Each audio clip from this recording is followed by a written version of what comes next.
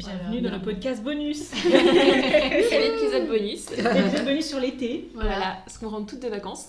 Ouais, exactement. On a bien profité. C'était trop bien bronzé. On s'est bien reposé. On s'est bien reposé. On s'est bien reposé aussi. On va repartir bientôt. Oui. Tu repars, oui. Ah mais oui, c'est vrai. Ah ouais. Non mais. Bon, il y en a une qui repart bientôt. Nous, on fait un week-end à Nancy, ça compte. Ouais, ça compte aussi. vrai. Ça compte aussi. C'est vrai. Je suis deg de pas venir. Il reste encore la possibilité de changer d'avis. Hein. Ah oui, c'est vrai. Est-ce que Nancy c'est mieux que... Tu pars où déjà? Au Sénégal. Ouais, est-ce que Nancy c'est mieux que le Sénégal? 15 jours au Sénégal, Non. Nancy, un week-end. Non, Ouais, c'est non. t'as raison. Ton choix, on le respecte. Ouais, on te racontera. Ouais. Et du coup, oui, est-ce que vous avez fait une palle, les filles, une palle d'été? Bah, moi, j'ai participé au jury Nouvelle Voix du Polar. Donc, j'avais 4 bouquins à lire au mois de juillet. Juste pour le mois de juillet, c'est ça hein. Ouais. Donc, du coup, je les ai reçus début juillet. Et pour fin juillet, il fallait que tout soit lu. Donc, en même temps, il y avait les vacances et tout. Donc, il fallait s'organiser. Donc, j'ai eu ces 4 bouquins. Et puis, au mois d'août aussi, j'ai lu un petit peu. C'était bien. Oui, alors...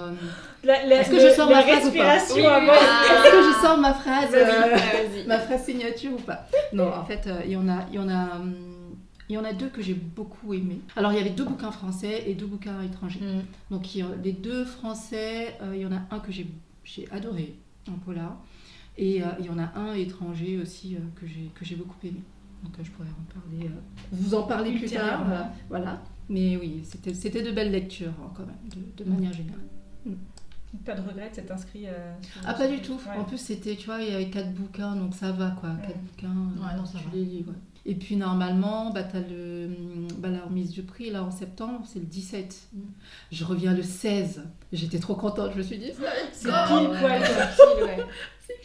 Donc du coup, je reviens le 16 et puis t'as C'est la remise du génial, prix ça. le 17 et j'aimerais trop y aller quoi. C'est trop Je crois que la agréable. remise du prix Fnac, c'est le 24. Ah, Oui, j'ai noté. génial. Le 24 Ah Attends, ouais, c'est peut-être moi un j'avais autre même pas truc, je me noté. confonds. Ok. Est-ce que j'ai compris à la lecture du mail que ce serait le 24 septembre? Ok, mais moi je peux pas regarder. Ah, moi c'est le prix des lecteurs qui est le 19 septembre. Donc, 19, c'est pour ça que je me ouais. suis mélangée. Le 24, c'est bien ça. Et ben c'est parfait. Ça va être très très chouette. Au mois de septembre, bien littéraire en fait. Ah oui, comme on les aime. Et du coup, ça t'a empêché de lire tes bouquins de ta pile à lire ou Bah du coup, au mois de juillet, j'étais surtout sur les 4 bouquins. Par contre, au mois d'août, j'ai avancé un petit peu sur ma pile à lire quoi. Donc, Parce que t'as Laura là qui a quasiment diminué sa page, je sais pas comment elle a fait. J'ai 10 minutes de moitié. Mais comment je sais pas comment t'as fait. Vraiment. Mais après, j'ai beaucoup lu. Moi, je lis plus en vacances qu'en. T'as lu combien de livres au total? Je pense plus d'une vingtaine. What? Déjà, j'ai commencé par les livres qu'on m'avait prêtés. Parce que je me Oui. suis dit que je les rentre. Mais j'en ai encore un à Nina, quand même, que je n'ai pas pu lire. Mais ouais, j'ai fait ça. Après, j'avais du coup des livres que j'avais depuis longtemps. Je me suis dit, soit je les lis là, soit j'arrête de les lire. Donc, je me suis dit, bon, je vais les lire. Après, j'avais quelques nouveautés de la rentrée littéraire qu'il fallait que je rentre, parce qu'il fallait que je rentre des chroniques pour le 14 août. Ouais, tu as tout mon respect. Et après, ceux que j'avais envie de lire pour moi. Pas beaucoup au final. J'ai fait des craquages aussi en librairie, donc j'ai visité la maison de Colette, donc c'est impossible de partir Tu sans m'étonnes. roman. Après Montpellier, j'ai fait le Gibert qui faisait 4 étages, Ah ouais. avec plein de romans à 1 ou 2 euros, donc pareil, c'était Ah ouais. impossible de ne pas repartir avec un sac de livres. Ouais, non, j'avoue, c'est très bien. Mais je suis quand même rentrée chez Mola à Bordeaux et je suis repartie sans livre. Ah. C'est quand même un respect. Ouais, c'est Ouais, clair. ouais. C'est un acte de bravoure. Bah ouais, non, c'est clair. C'est dur. Et toi, Mina? Ah bah écoute, moi j'avais prévu plein de livres à lire, sauf que j'ai pas respecté ma pile à lire. J'ai été du coup embarquée par un roman qui m'a vraiment pris beaucoup cet été, dont je vais vous parler tout à l'heure. En fait, ça a été une de mes lectures marquantes de cet été. Et après, j'ai beaucoup lu aussi des BD. Je pense que j'ai dû lire aussi peut-être une vingtaine de livres entre juillet et août. Et du coup, avec des BD. Donc ça, c'est pas vraiment des romans. Donc, ça se limite une BD. Donc voilà. Mais ouais, ça... En fait, je pense que j'avais une palle beaucoup plus importante que ce que je pouvais lire. Genre, j'avais au moins 40 livres. Je m'étais dit, ça, je vais lire tout ça cet été. Pareil, moi aussi, j'ai pas tout lu ce que je voulais. Ouais, donc du coup... En plus, moi, j'achète régulièrement. Alors, j'ai déjà une pile à lire qui est monstrueuse. Et toi, tu vas régulièrement aussi à la bibliothèque. Ouais, j'alterne entre bibliothèque, achat, prêt, Et du coup, là, j'ai pris plein de livres à la bibliothèque. J'avais plein de prêts de différentes copines ou autres. J'avais plein d'achats là, qui traînent encore dans ma bibliothèque. Et je m'étais dit, mais cet été, j'en profite. Et au final, du coup, j'ai pas pu finir toute ma pile à lire. Mais bon, il y avait quand même plus de... Non, mais il y avait quand même plus de 40 livres. Non, je pense qu'il y en avait une cinquantaine, je dis ça. Mais il y avait vraiment, genre, j'avais des piches chez moi posées sur... bref, c'était... Et donc, est-ce que c'est une frustration pour toi de ne pas arriver à aller au bout de ce oui, non, parce que je savais que c'était pas possible, en vrai. Tu savais Mais quand même, voilà, tu tentes, tu crois, tu dis, mais si, c'est possible. Tu restes positive. Je vais tout lire, j'ai le temps, j'aurai plein de choses à faire. Et puis, du coup, la vie était là, donc... c'est quand même passé vite, c'est 2 l'été mois passe d'été. vite, ouais. Mais vous lisez plus en été ou pas? Parce que moi, je lis moins en été. Moi, je me lis suis beaucoup rendu plus. compte. Ah ouais, c'est vrai. J'ai rencontré plein de personnes qui... C'est vrai. Ah ouais, J'ai rencontré plein de personnes qui lisent beaucoup plus en été et moi, c'est tout le contraire, quoi. Je lis beaucoup moins. Je sais pas pourquoi. Moi, j'aime le train. Le train, je lis énormément. Ouais. C'est ça que je préfère partir en train en vacances. Et puis après, sur la plage. Ouais. Moi je peux pas à la plage, c'est pas possible. Vraiment c'est insupportable. Déjà moi j'aime pas aller à la plage, donc ça ne sert pas quoi. C'est-à-dire t'as du sable partout, c'est insupportable. Ah non, c'est vraiment horrible. En plus t'es toujours mal installé. Donc vraiment tu te mets sur le ventre et c'est bon. Mais c'est horrible de rester sur le ventre. Mais non, c'est trop bien. Non, c'est affreux. Bref, donc du coup, moi je vais à la piscine avec mon transat. Mais vu que j'aime pas la chaleur, là du coup ça va pas. Quand il fait trop chaud, je dis non, c'est un enfer. Donc je crois que je lis moins peut-être. Je sais pas. T'as quand même mis sur les gradins des JO. Ouais, mais enfin c'est à la mi-temps, mais je pense que j'emmène toujours un livre avec moi, c'est certain. Donc quand j'ai peur de m'ennuyer, mais en même temps je trouve toujours le moyen de m'ennuyer, entre guillemets, pour pouvoir lire en fait. Donc non, c'était à la pause au water polo, c'était à la pause, et donc du coup j'avais quoi, peut-être 10 minutes pour lire. Franchement c'est pas long, j'ai pas avancé des masses. Mais voilà. D'ailleurs, du coup, quelle était votre lecture marquante de cet été? Qui veut commencer? Du coup, je sais pas qui veut commencer. Moi, je peux si vous voulez. Vas-y, à toi la parole. À moi la parole. Allô. Alors, du coup, moi, de manière générale, vous savez déjà ce que je lis, mais je trouve que pendant l'été, c'est encore mieux de lire du cozy mystery. Voilà. Pourquoi? Parce que en fait, je sais pas, ça ramène un petit truc, quoi. Tu vois, c'est léger. C'est léger. T'as des, t'as des meurtres, oui. Voilà. Mais c'est des meurtres soft. C'est pas des meurtres gore, tu vois. Donc du coup, j'ai lu un cozy mystery là. Personne n'était censé mourir pendant ses vacances de Catherine Mack. Donc c'est aux éditions Le Cherche Midi. Et en fait, ça va être une saga. Donc là, c'est le premier tome de la saga. De quoi ça parle? Alors, on a le personnage principal qui est Eleanor Dash. C'est une autrice à succès et elle a créé son premier livre s'inspirant un petit peu d'une enquête à laquelle elle avait participé en tant qu'amatrice bien sûr, en Italie, accompagnée d'un détective beau gosse forcément, sinon c'est pas marrant, qui s'appelle Connor Smith. Alors à l'époque elle était très jeune du coup et totalement amoureuse forcément de Connor. Alors le livre a bien marché et c'est devenu un best-seller et elle a dû du coup écrire la suite de ce bouquin. Sauf que ce qu'il faut savoir, c'est que du coup dans son bouquin, c'est Connor qui est le héros. Et ce qu'il faut savoir, c'est que Connor, c'est un connard.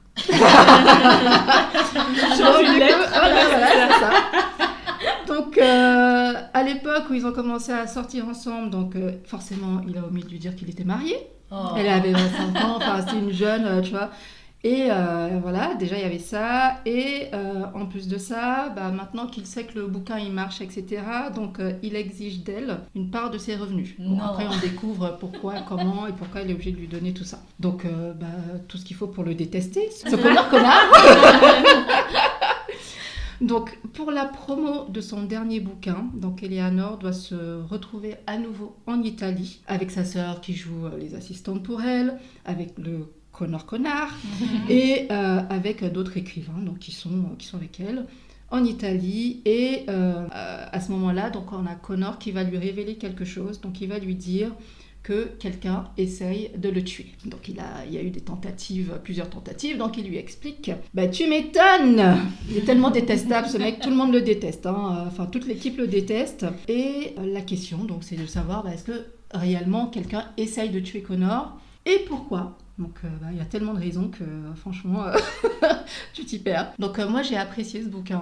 L'histoire se déroule en Italie, donc t'as toute l'ambiance les vacances. Pour moi c'était la lecture parfaite pour l'été. Alors j'ai lu d'autres critiques de ce bouquin. J'ai vu qu'il y avait certaines personnes qui accrochaient pas beaucoup, qui n'avaient pas vraiment accroché. Je pense que c'est soit tu l'aimes, soit tu l'aimes pas. Parce que soit t'aimes bien le délire, c'est assez drôle. Moi j'ai trouvé drôle personnellement. Voilà, donc moi c'était la parfaite lecture pour l'été. Ah, cool, ça a l'air trop bien. Ça a l'air marrant en tout cas. Ouais, franchement, c'est marrant, c'est drôle. Voilà. Parce que du coup, t'as pas de pitié pour le connard. En fait. Non, mais non, pas du tout. En fait, t'as pas pitié du tout. Et en plus, il est tellement chiant, détestable que tu te dis non mais ça veut dire qu'en fait l'auteur ou l'autrice, je sais pas qui, c'est une autrice, elle a réussi à créer justement de la détestation pour toi, quoi. Enfin, en gros, elle a réussi à décrire un personnage qui était plutôt insupportable. Oui, il est insupportable, mais je sais pas, les personnages sont quand même attachants, donc il est insupportable, mais il est t'aimes bien le fait qu'il soit voilà. Exactement, t'aimes bien le fait qu'il soit là, tu vois, pour bien le détester, pour mieux le détester, voilà, ça fait de l'animation. Donc oui, moi j'ai beaucoup aimé, j'ai aimé les personnages, j'ai aimé l'histoire. Enfin voilà, c'est très très sympa pour moi. Très bien. Voilà. Est-ce que Laura veut nous faire part de les deux, du coup je sais quoi. Vas-y, tu lui fais les deux. Alors, du coup moi j'ai 2 livres présentés parce que j'arrive pas à choisir entre les deux. Mais les 2 livres sont très poétiques et ont de la poésie. Je trouve que ça qui m'a plu sur les deux. Donc le premier c'est Karine qui me l'a prêté il y a quelques temps et j'ai mis du temps à le lire. Mais j'ai profité justement. Je tiens pas rigueur par rapport à ça. Non franchement en plus en fait j'appréhendais plus que tu ne l'aimes pas, parce que pour moi ça a été tellement important, cette lecture était tellement importante pour moi, plutôt que du coup tu me le rendes plus tard. C'était comme un pavé, je crois qu'il fait presque 500 pages. Ouais, il est assez long. Et je l'ai lu du coup sur la plage. Que tu adores, ouais, j'adore. C'est pour ça qu'il va y avoir des grains là-dedans. Oui, c'est vrai qu'il a un peu corné. Il a eu je pense quelques gouttes de mer sur lui. C'est pas vrai. Si.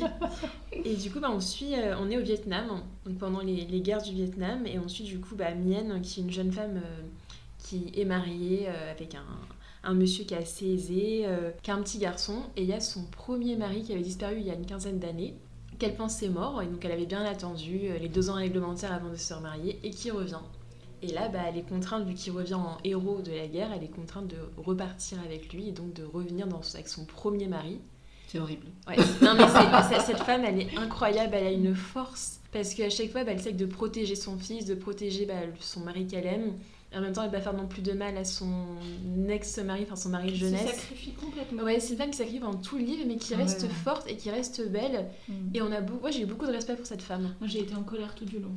Ah ouais, j'étais en colère, je me dis c'est pas possible. Moi aussi, j'ai ressenti l'injustice pour cette femme, mais je trouve elle a eu mon respect, parce que je me suis dit jamais elle va à l'encontre, elle continue à vivre, elle continue à penser aux autres avant de penser à elle, et surtout à penser à son fils. Et oui, elle n'arrivera jamais à reconstruire, et même du coup son mari, il l'aimera toujours, donc il aura du mal à reconstruire. Et puis il y a tous les paysages du Vietnam, donc on est vraiment on y est quoi. Enfin, on ressent la chaleur, on ressent l'humidité, on voit les paysages. Et en même temps, il y a un côté un peu aussi avec les légendes ancestrales, la partie un peu vaudou, ils font des rites, qui est très intéressante aussi. C'est vraiment un super roman. C'est un roman qui a mis moi que j'ai mis du temps à accepter. En fait, je l'ai lu et je savais que dans cette lecture signifiait quelque chose pour moi. Mais c'est vrai que j'étais tellement en colère de ce qu'on lui imposait. Parce qu'en fait, on lui impose de sacrifier, de retourner avec quelqu'un qu'elle n'a pas connu depuis 15 ans et qui a vécu des choses tellement particulières que c'est pas forcément un homme très bien. Et elle accepte, elle se sacrifie. En fait, je trouve que c'est vraiment une femme qui se sacrifie. Et de rentrer dans ce schéma-là que les villageois lui imposent, parce que il a participé à l'effort de guerre, donc du coup il faut absolument qu'elle rentre dans ce schéma-là. Et en fait, moi j'y arrivais pas. Mais la fin, elle est quand même très belle. La fin est magnifique, elle est très lumineuse. Mais je crois que voilà, c'est pour ça aussi que je te l'ai passé. Il est incroyable. Ce livre est très très bien écrit. Oui. Il est extrêmement touchant. Et puis en fait, je pense que j'étais en colère parce que je comprenais aussi. Je comprenais son choix. Je comprenais le fait de parfois quand on est face à des coutumes, à un groupe, on se plie parce que voilà, on n'a pas le choix. Et je pense que c'est pour ça, j'ai de la colère, du respect, tout était... j'ai plein de sentiments, plein d'émotions complètement Et puis contradictoires. moi, franchement, cette femme, je l'avais dans ma tête. Ouais, Je l'imaginais vraiment dans ma tête. Pour moi, elle est toute fluette, je la voyais avec les pantalons de coton, les vêtements un peu larges pour se protéger de la chaleur. Enfin, vraiment, j'ai vécu avec elle, à côté d'elle, pendant toute l'histoire, toutes les pages qui se tournaient. C'est marrant, cette histoire-là, histoire. c'est toujours les femmes qui portent. Oui. Et qui portent à la fois les traditions, à la fois... Parce que l'effort de guerre était porté par les hommes, ça j'entends. Mais en fait, l'effort du quotidien est porté par la femme. Tout à fait. C'est Et c'est ce elle qu'on qui- voit. C'est-à-dire que même son nouveau mari qu'elle aime, lui, il essaye de lui dire mais on s'en fout des traditions, on retourne ensemble. Et en fait, il y a la personne mature, du coup, qui est cette femme-là, qui du coup décide justement de se sacrifier. Et t'as tous les autres autour qui essayent justement de la faire vaciller, mais elle tient et c'est très beau. Très très beau. Elle a beaucoup de force en elle. D'ailleurs, c'est elle qui tient tout parce que c'est même quand elle retourne avec son mari de jeunesse, lui, il n'arrive pas du tout à pallier au quotidien. C'est elle qui trouve à manger, c'est elle qui ramène de l'argent, qui s'occupe du logement. Puis à chaque fois, qui dit rien. C'est pas juste non plus quand même. Ah non, il y a beaucoup d'injustice. C'est pour ça que moi j'ai eu beaucoup de respect pour cette femme parce que oui, elle reste en fait droite dans ce qu'on attend d'elle et jamais elle se révolte. Et c'est pour ça que la fin est d'autant plus belle. Et lui, du coup, celui qui revient 14 ans plus tard, il accepte cette situation ou comment lui, en fait, il revient, il pense qu'elle est toujours avec. Oui, acquise, d'accord, en fait. ok. Pour lui, elle est acquise. Ah oui, ok. En fait, il y a aucune. Pour lui, Parce qu'il est tellement en colère. Il est en colère et du coup, il est devenu aussi violent. Ouais. Et en fait, il arrive et pour lui, c'est bon. C'est limite, il faut aller regarder dans son lit dès le soir même. Oui. Et donc, elle lui dit bah non, tu vas attendre que je prenne mes marques, que c'est vrai. j'organise du coup ma nouvelle vie. Mais je vais venir. Et en fait, mais attends. C'est terrible. Et en plus, on sent qu'elle est vraiment beaucoup amoureuse de son mari et que pour elle, c'est un déchirement de devoir le quitter. Parce qu'on sent toute l'affection qu'elle a pour lui. Et lui, il n'arrive même pas du coup à le reconstruire. Et il a beau se perdre dans les bras de plusieurs femmes, à chaque fois, il revient vers elle. Parce que c'est elle qui l'aime aussi. C'est une histoire d'amour, mais c'est terriblement beau. Et je peux revenir sur juste la beauté du bouquin. Moi, je trouve que la couverture est très, très belle. Je sais pas pourquoi, pourtant, ça représente pas non plus des masses de choses. Mais... Si, moi, après, dès que je l'ai imaginé, du coup, j'ai vraiment vu mienne. Puisqu'en fait, c'est une femme, ou un homme, on sait pas, qui porte tout. Et en plus, c'est avec un plateau, c'est équilibré. Donc moi, j'ai vu en fait les deux maris. Je vais pas du tout penser à ça. C'est super intéressant. Ah mais j'adore. Et donc vraiment le titre c'est Terre des oublis. Et Terre, pardon, j'ai pas dit. Donc c'est Terre des oublis de Duong Huong. Ouais. J'espère que je le prononce bien.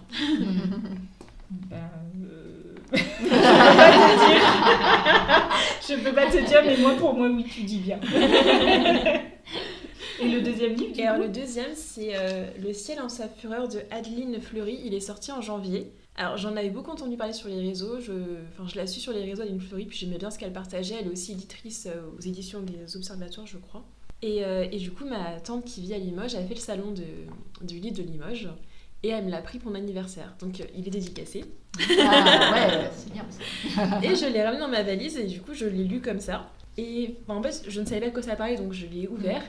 Et je sais pas vous, mais moi quand j'étais petite, du coup je partais en vacances chez mes grands-parents et ma grand-mère elle adorait regarder les feuilletons de l'été.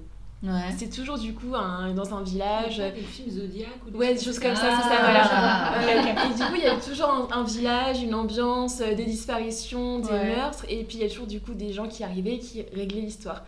Et là moi je me suis prise dans cette ambiance-là, parce qu'on est dans un village du Cotentin. Donc c'est une petite bourgade où il y a vraiment les paysans qui sont là depuis des années, qui ont un peu aussi leurs rites et leurs traditions. Et en même temps, il y a le nouveau lotissement avec les nouvelles personnes, qui a vraiment la frontière avec une clôture entre les deux, dans le même village. Et on est pris, donc il y a la mer qui est déchaînée, un coup il y a du vent, un coup il y a du soleil, il y a des grenouilles qui tombent du ciel, il y a plein de faits un peu étranges. Et il y a des animaux qui se font du coup tuer bizarrement au fur et à mesure des pages. On s'est dit, tiens et tout. Et il y a deux nouvelles personnes de la ville qui arrivent, donc une qui est maréchal ferrant et une qui est vétérinaire. Et ensemble, elles décident d'enquêter parce que autant les paysans pensent que c'est du coup lié parce qu'il y a le vaudou qui est arrivé, le varou pardon qui est arrivé, que c'est un monstre de légende, que c'est pour ça parce que les hommes sont mal comportés avec la terre, donc la terre se révolte. Et puis elles qui sont deux citadines qui sont plutôt qui ont les pieds sur terre et qui disent en fait oui c'est cartésien et qui disent non en fait il y a quelqu'un derrière ça, il y a un homme ou une femme qui est derrière ça et derrière ces meurtres. Et donc il y a toute l'enquête, et d'un côté il y a toute l'ambiance, on est vraiment c'est un livre qui est addictif et qui est envoûtant, et en plus à la fin de chaque chapitre il y a une voix qui parle, et on sait que la voix qui parle c'est le ou la meurtrière. Et tu fais ça me plaît. Et en fait, du coup, j'étais vraiment dedans, et ça m'a fait penser vraiment à ces séries là qu'on regardait, où du coup c'était un épisode par semaine, on avait hâte. T'avais une image chelou. C'est ça, voilà, et t'avais hâte, et c'était vraiment ça, c'était vraiment addictif, c'est que tu tournes les pages, tu tournes les chapitres, tu te dis mais c'est qui en fait, et t'as des indices que tu dis ah tiens peut-être que c'est lui, ah bah non peut-être que c'est elle, et puis ah bah non ça peut pas être lui parce que je me suis attachée jusqu'au dénouement final, et c'est incroyable, c'est très très bien écrit, pareil il y a beaucoup de poésie dans les mots, et ouais c'est très envoûtant vraiment. Trop bien, il a l'air pas mal. Tout à fait d'accord. Voilà, c'était mes 2 lectures coup de cœur de l'été. Ok, alors du coup moi je vais vous parler d'un roman qui n'a pas été un gros coup de cœur, mais en tout cas qui m'a marqué cet été. Donc déjà d'une, c'est un gros pavé, je crois que c'était au moins 700 pages ou un truc comme ça. Mais en tout cas. Et du coup donc le titre c'est Babel, et l'autrice c'est... alors j'oublie toujours son nom, c'est Rebecca F. Kuang, donc voilà, donc c'est une autrice britannique. Et ce roman, en fait, il est plutôt young adulte, mais en vrai, je pense qu'il peut se lire aussi pour côté adulte tout court, parce que vraiment, moi je l'ai trouvé... Enfin, le roman en soi ne m'a pas emballée, dans le sens où en fait, j'en ai tellement lu des critiques, mais genre dithyrambiques, et il y avait tellement, il était encensé mais vraiment partout, que ça soit dans le côté anglophone, mais surtout dans le côté anglophone, et après quand elle a été publiée chez De Saxus, ça a été fait en grande pompe, enfin vraiment il y a eu ils ont vraiment beaucoup parlé, et j'ai eu que des avis, vraiment il y avait un encensement impossible, enfin voilà, vraiment incroyable pour ce livre. Et donc du coup je me suis dit tiens, j'ai envie de découvrir ce roman, qu'est-ce que ça donne. Et en fait, voilà, c'est pas une lecture qui m'a marquée dans l'histoire, parce qu'en fait, en vrai, l'histoire, ça promettait de la magie, parce que ça se passe dans le Londres de 1828, donc avec un jeune orphelin qui s'appelle Robin. Donc en fait, il vient de Chine, mais du coup, il a un tuteur qui l'extrait de la Chine et qui l'amène à Londres, parce qu'il a certaines prédispositions, et surtout pour la traduction. En fait, c'est quelqu'un qui arrive à très très bien...